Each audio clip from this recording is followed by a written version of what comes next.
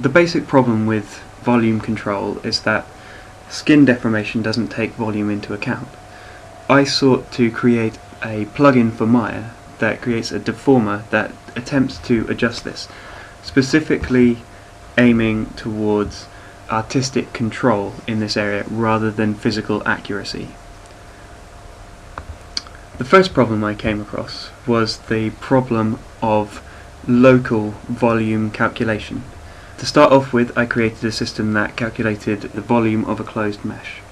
The problem with global calculations is that on a large character you don't want volume in one area to seem to spill into volume in another area. When there's a deformation, you get a general inflation of the mesh. So I needed to come up with a solution for measuring the approximate volume change in a certain area of the mesh. The way that I approached it was to measure the stretching that occurs on the edges of the mesh. So here we see in this diagram, as the edges stretch, the vertices are moved along their normal. This works best in regular shapes. Here we can see it on a cylinder.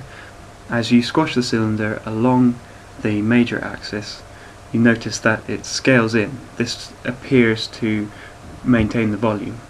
The basic assertion behind this is that as the edges change in length, so does the area of the triangle, and as the area of the triangle changes, so does the volume.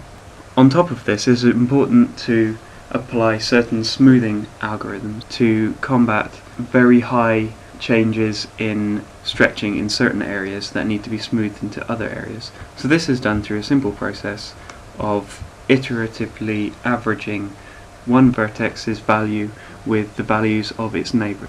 We can see here how it fits into the Maya pipeline. Here we have a skin cluster. The skin cluster's mesh pipes into my deformer. Then we have an initial mesh. This is what tells the deformer what state the mesh was in before the deformation.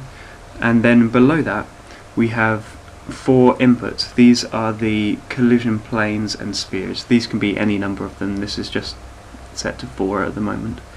And my deformer processes all of these inputs and then outputs a mesh.